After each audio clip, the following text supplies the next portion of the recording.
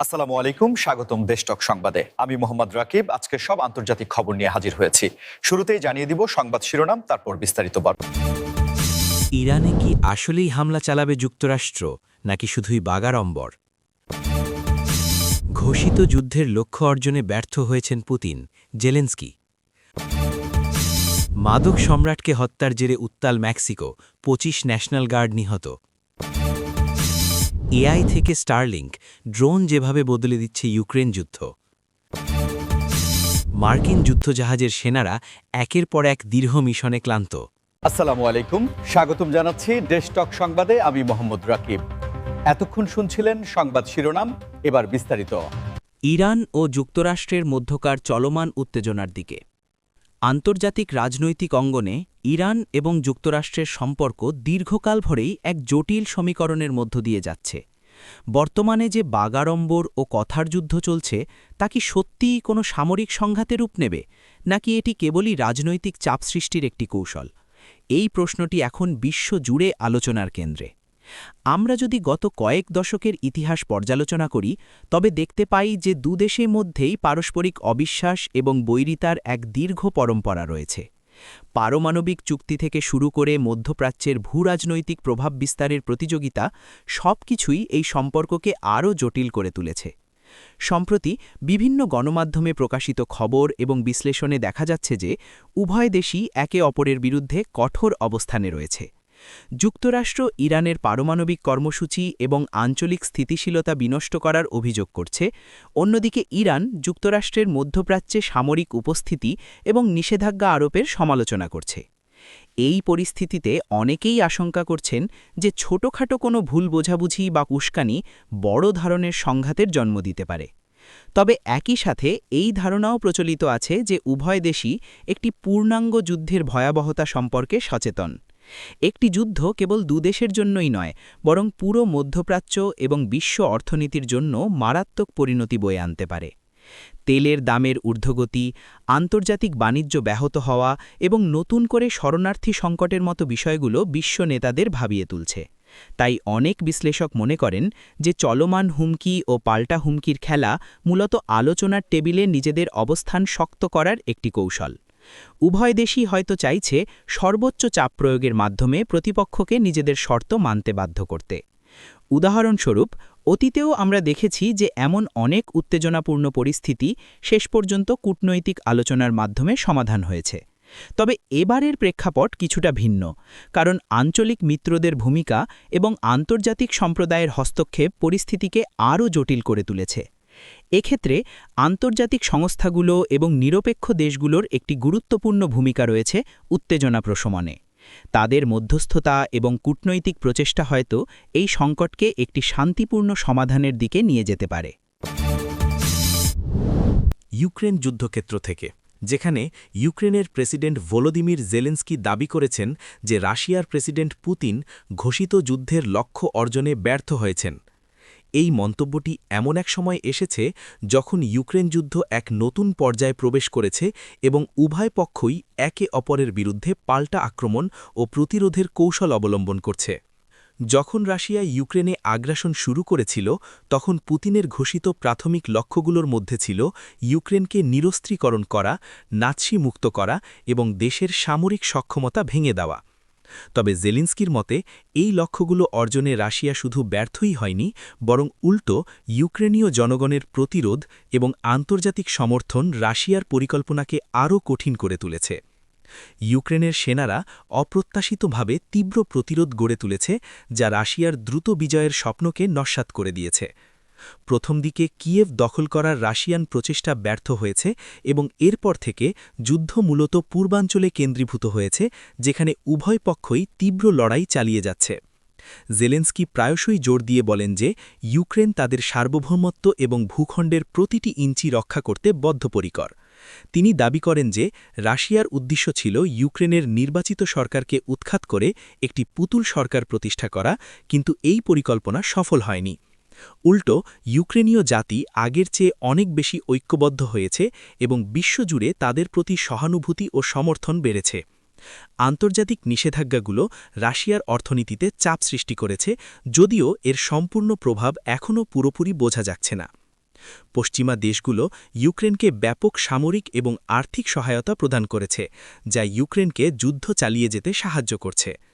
এই পরিস্থিতিতে পুতিন হয়তো তার মূল লক্ষ্যগুলো পরিবর্তন করেছেন বা নতুন করে সংজ্ঞায়িত করেছেন। উদাহরণস্বরূপ, এখন রাশিয়ার প্রধান লক্ষ্য মনে হচ্ছে পূর্বাঞ্চলীয় দনবাস অঞ্চলের সম্পূর্ণ নিয়ন্ত্রণ প্রতিষ্ঠা করা এবং ক্রিমিয়াকে সংযুক্তকারী একটি স্থল করিডোর তৈরি করা। তবে এই লক্ষ্যগুলো অর্জনও রাশিয়ার জন্য সহজ হচ্ছে না, কারণ ইউক্রেনীয় সেনারা ক্রমাগত পাল্টা আক্রমণ চালাচ্ছে এবং হারানো অঞ্চল পুনরুদ্ধারের চেষ্টা করছে। জেলেন্সকির এই মন্তব্য শুধু ইউক্রেনীয় সেনাদের মনোবল বাড়াতেই সাহায্য করে না, বরং আন্তর্জাতিক সম্প্রদায়কেও মনে করিয়ে দেয় যে ইউক্রেন এখনও শক্তিশালী প্রতিরোধ গড়ে তুলছে। মেক্সিকোতে মাদক সম্রাটকে হত্যার জেরে উত্তাল পরিস্থিতি তৈরি হয়েছে, যেখানে ২৫ জন ন্যাশনাল গার্ড নিহত হওয়ার খবর পাওয়া গেছে।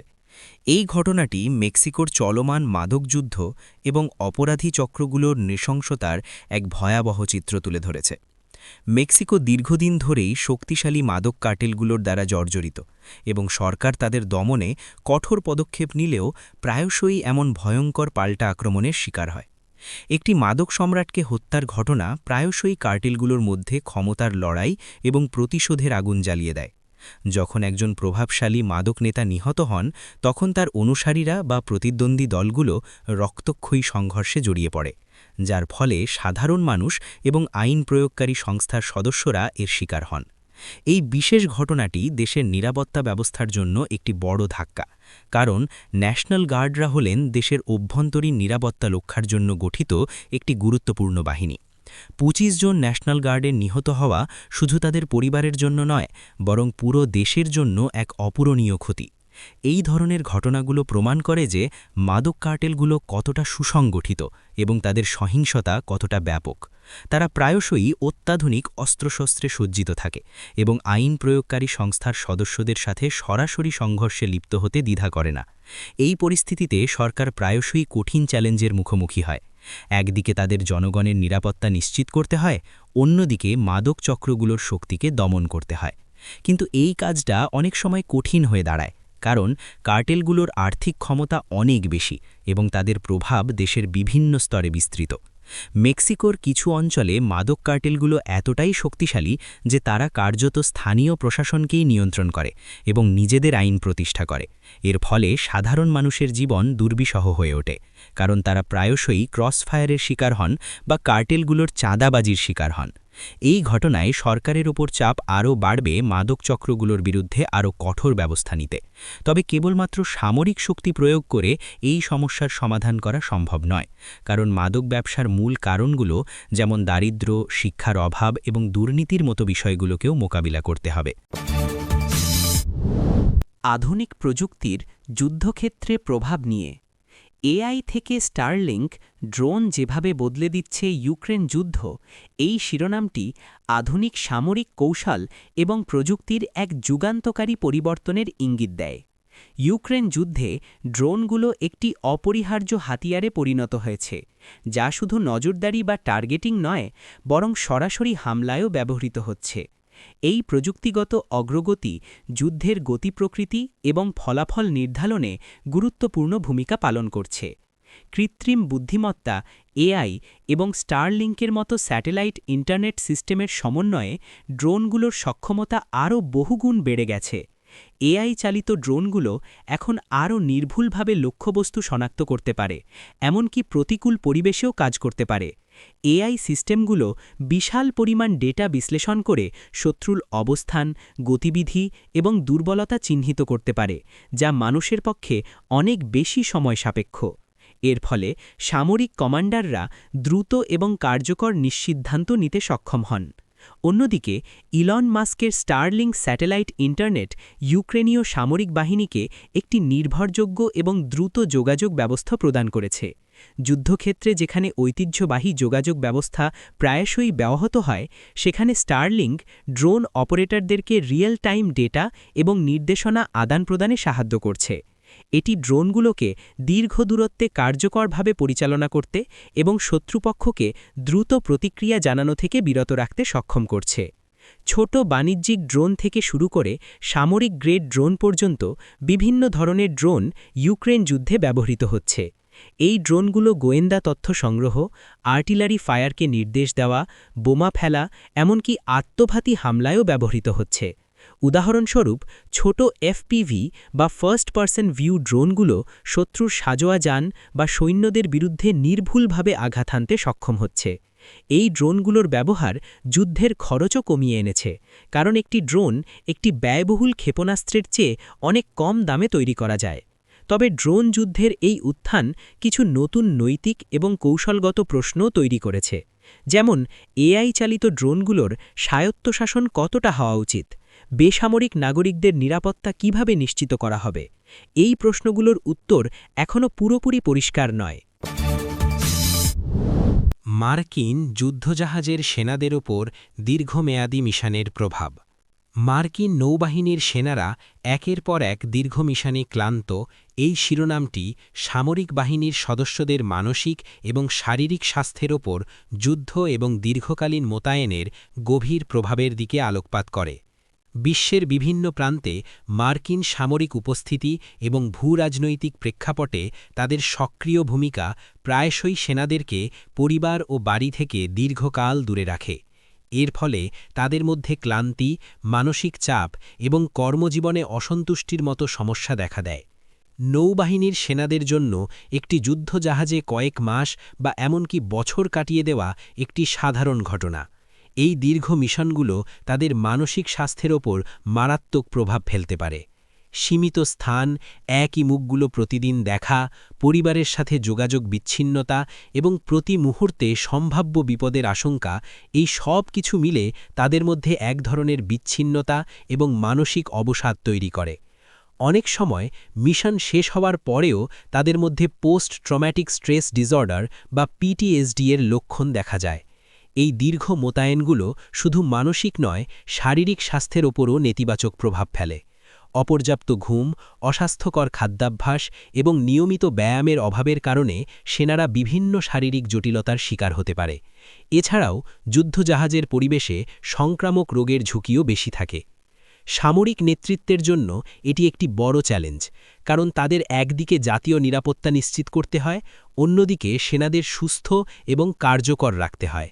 সেনাদের সুস্থ রাখা শুধু মানবিক দায়িত্ব নয়, এটি সামরিক কার্যকারিতার জন্য অপরিহার্য। ক্লান্ত এবং মানসিকভাবে অবসাদগ্রস্ত সেনারা তাদের দায়িত্ব সঠিকভাবে পালন করতে পারে না, যা সামরিক অপারেশনের সফলতার ওপর নেতিবাচক প্রভাব ফেলতে পারে। এই সমস্যা সমাধানের জন্য মার্কিন সামরিক বাহিনী বিভিন্ন পদক্ষেপ নিচ্ছে। এর মধ্যে রয়েছে মানসিক স্বাস্থ্য সহায়তা কর্মসূচি, অবসাদ কমানোর জন্য নতুন কৌশল অবলম্বন এবং মিশনের দৈর্ঘ্য কমানোর চেষ্টা।